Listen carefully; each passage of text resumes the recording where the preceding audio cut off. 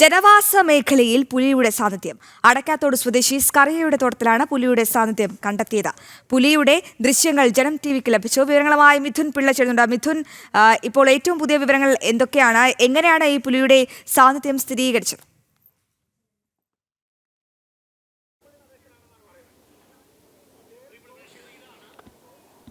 അശ്വതി, ഇതൊരു മലയോര മേഖലയാണ്. കണ്ണൂർ അടക്കാത്തോട് എന്ന് പറയുന്ന പ്രദേശം. അവിടെ രാമച്ചി എന്ന് പറയുന്ന സ്ഥലത്തുള്ള സ്കറിയ പള്ളിവാതുക്കലിൻ്റെ തോട്ടത്തിലെ CCTVയിലാണ് പുലിയുടെ ദൃശ്യം പതിഞ്ഞത്. ഇന്ന് ഏതാണ്ട് പുലർച്ചെ 4 മണിയോടുകൂടി റബ്ബർ തോട്ടത്തിലൂടെ പുലി നടന്നു പോകുന്ന ദൃശ്യങ്ങളാണ് പതിഞ്ഞിട്ടുള്ളത്.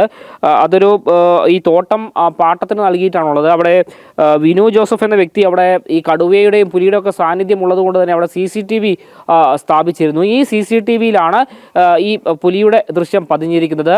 ജനങ്ങളെ വലിയ ആശങ്കയിലാക്കുന്നൊരു ദൃശ്യം തന്നെയാണ് ഇപ്പോൾ പുറത്തു വന്നിരിക്കുന്നത്. കാരണം എന്തെങ്കിലും അവിടെ വന്യജീവി ശല്യം ഉണ്ട് എന്നറിയാം, അല്ലെങ്കിൽ സാന്നിധ്യമുണ്ട് എന്നറിയാം. പക്ഷേ ഇത്ര ഭീകരമായ ജനങ്ങളെ ആക്രമിക്കുന്ന ഒരു ജീവിയുടെ സാന്നിധ്യം അവിടെ ഉണ്ട് എന്നുള്ളത് ഈ CCTV ദൃശ്യം പുറത്തു വന്നതോടുകൂടിയാണ് വ്യക്തമായത്.